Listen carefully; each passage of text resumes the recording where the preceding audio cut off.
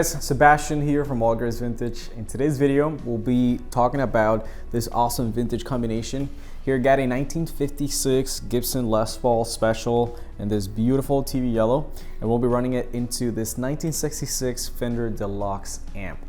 This guitar is incredible. I love specials. They're fantastic guitars, and even if they come in TV yellow, they're even better. They look fantastic. They play really good, and they have. I don't know what type of secret sauce they used back then to make them with, but they have this special element that new ones just don't have. The way they sound, it's just something else. That newer guitars just don't have it yet. The neck profile is super comfortable. It's like this chunky 50s profile with low frets. It's very comfortable as far as like the weight as well. It's very balanced, and it's super resonant. This thing, it's almost like an acoustic guitar. As far as the originality, it is all original. The pickups, the frets, the finish. The only thing it has is that it's being slightly oversprayed in the back and on the top, but it's very minimal. You can see the original checking underneath it, and it just looks, fantastic. I love how this guitar sounds. Both pickups are very balanced, especially the neck pickup has a full sound that is just very hunky and slightly microphonic. It's something that it's great if you just want to get one of those long notes and let it sustain. It just sustains for hours, and it feels fantastic. On top of that, the neck carve is just great, and you can tell that it's a guitar that is handmade, and all those details and little imperfections just make it even more unique. And all that is just enhanced by this amp. It's a 66 Deluxe. It's also all original. It is not a deluxe reverb, so it does not have reverb, but really you don't need reverb with an amp like this. It sounds so full, so big that it really just fills up the room. And what I like about these old Fender amps is that the way they saturate, once you start to push the volume, it's very different from a Marshall, for example. Once you start to get natural distortion by simply pushing the volume, the amp saturates in a way that is very special. Something that happens with the low end, and how it's still, it retains all of that information, all of that highs, all those lows. It's just very punchy, yet it has this very smooth distortion. It's not super compressed, it's not super saturated, but it just sounds massive, and it just hits you in the face like a truck. It's a fantastic sounding amplifier. So we'll be going over different settings. We'll start on a cleaner sound, then we'll be cranking the volume to get some overdrive, and we'll also be messing around with the controls of the guitar so you guys can hear the range of sounds that you can get out of this combination. So yeah, let's go ahead and play for a bit so you guys can hear it.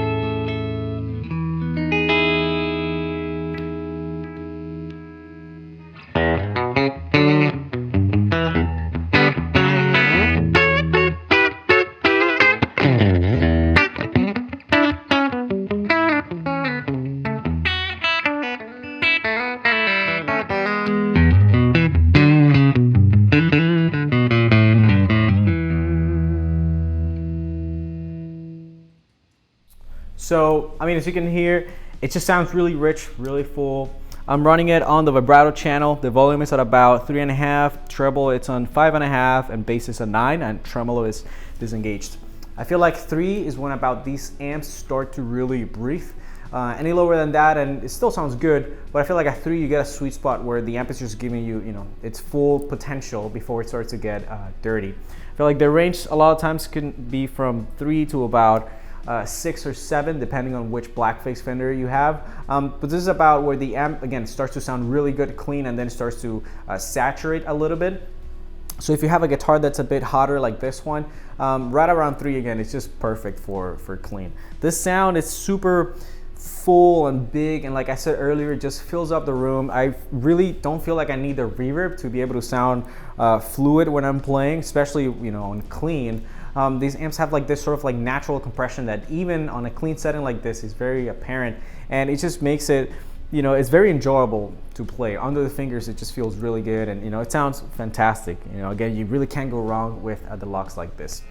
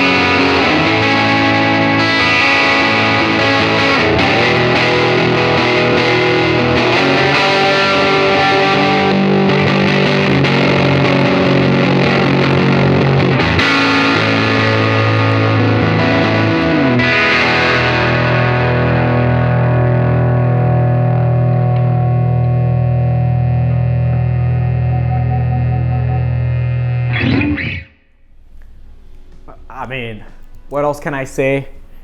You heard it yourselves. That's the magic of a Fender Blackface cranked with a Gibson guitar. You know, I could have gone out for a walk and the thing will still be sustaining. You know, it just sounds so good. It's such an amazing tone. You know, you can understand why this is such a popular combination and it has been used on so many records. It just sounds incredible. You know, some of the best tones that you can definitely get out of an electric guitar by far. Yeah, so we're in the normal channel. Volume is at 9, treble is at 6, bass is at about 5.5. And you know, as you can tell, as soon as you start to push that volume control, this thing just wants to breathe fire and it gets super nasty and it just sounds fantastic, you know. The guitar, as you can tell, the pickups are like slightly microphonic, and this creates certain spots around the neck where if you bend the right note, it'll just sustain forever. You know, it's a combination of feedback, resonance, and the fact that, again, the pickups are slightly microphonic, which is a wonderful characteristic that you see in a lot of these vintage Gibsons, you know. I love playing with this sound. It's super easy to get under the fingers. It's not the classic super compressed saturated distortion that a lot of us are used to from amps that typically have a master volume, but it's a very unique sound that is truly inspiring, and it just resonates a lot with me personally.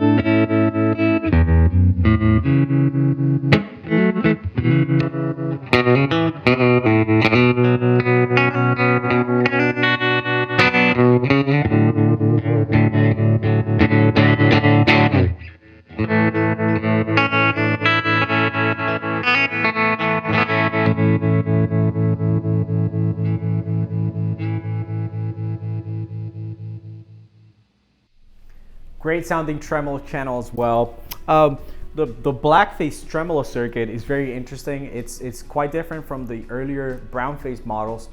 As you can see, the tremolo is much more cutting. It doesn't have so much of a pronounced oscillation, if anything. Not as choppy as an optical tremolo, for example, but it's a very special sound. It's very characteristic of these amps. So again, that goes to show you, how many different sounds you can really get out of an amp like this, especially with a guitar like this too. When you roll off the volume, it cleans up beautifully too. I feel like that's a sound that we definitely have to explore. It's just very iconic, especially with these old Gibsons. That's the way they used to do it back then. Amps didn't have two channels. You had just your selector and two volume pots, and that's how you got away with playing rhythm and lead. So I'll show you a bit of that.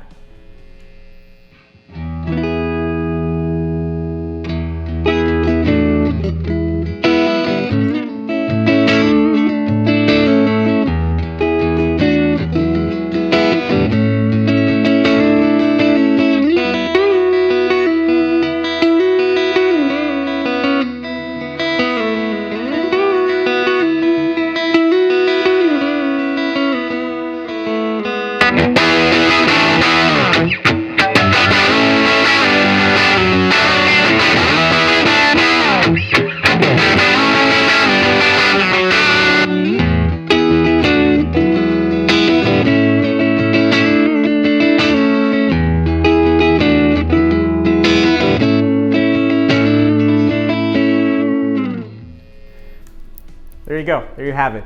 I mean, there's just there's endless possibilities with these controls right here. And if you want to get creative and start messing around with the way the amp saturates and how hard you're hitting it, the dynamics, it's just so much fun. It just elevates the whole game of playing guitar to a new level. I personally enjoy doing that a lot. Just trying to figure out how many different sounds I can squeeze out of just these two things. Love these two pieces of gear. They're fantastic. The guitar is just very inspiring and the amp sounds incredible. Gibson guitar and Fender amp, you definitely can't go wrong with that.